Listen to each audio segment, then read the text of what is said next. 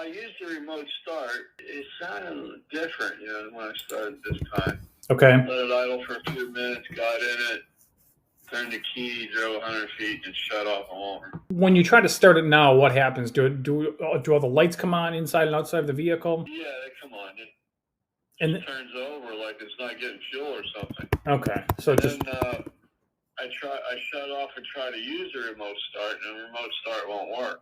No, it won't start with the remote anymore. I disconnected the battery. It's been set, let it set for 10 minutes. Make the battery still doing the same thing.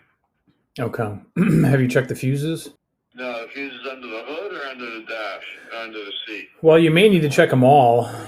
Okay. So one use maybe operates that remote start, and that has something to do with it. Yeah, so what happens is the remote start is actually it'll stop working if the computer detects, a certain malfunction within one of the systems. So there's probably codes in the computer related to, the no start, and then thus the remote start sees that and it won't allow it to work. That would be my guess, without looking at it. Yeah, one of the things you could do is just start by going through the fuses, and then if you have like a code reader or a scan tool, you could plug into the data link connector and extract the codes from the computer and go from there. This will also tell us if the computer is communicating as well.